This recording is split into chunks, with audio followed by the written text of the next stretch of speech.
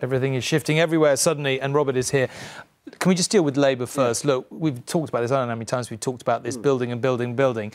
Will Labour have the numbers to get a second vote through if that's now their policy? I don't know. Right now they don't have the numbers, but just to be clear, this vote won't happen until March the 12th. What Labour will do is put down an amendment to the Prime Minister's deal, the motion on her deal, and it hopes over the coming couple of weeks to build support for this approach. But it is complicated because apart from anything else, what they have done is dumped, you know, these two MPs had this quite clever idea, Carl and Wilson, that the way to get support for their motion was to say that Labour would back the Prime Minister's deal.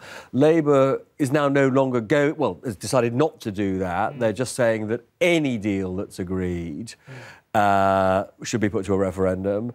But they'll find it hard to get Tory support if they are not helping the Prime Minister. So right now, I'd say this does, of course, change the whole dynamic of the debate, but it's not anybody who's desperate for a referendum, it's not guaranteed. OK, fascinating to hear what you said about her change in approach tonight. Do you just talk us through what that is?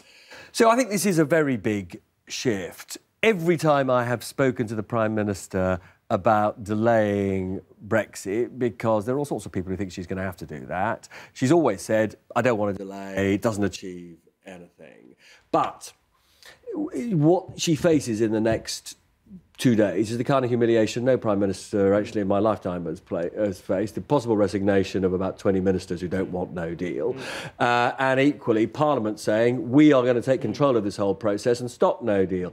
In order to prevent that, tomorrow morning she will put to Cabinet this idea that there will be a binding vote for Parliament will allow Parliament to decide whether or not there's a no-deal Brexit, and that binding vote will happen if she loses the vote on her deal. Now, this is all slightly complicated, but what it says to me, in very simple terms, is we're not going to see a no-deal Brexit at the end of March because there's a clear majority in the House of Commons against that, and we are probably looking at a delay to Brexit at the very least, and still possibly no Brexit.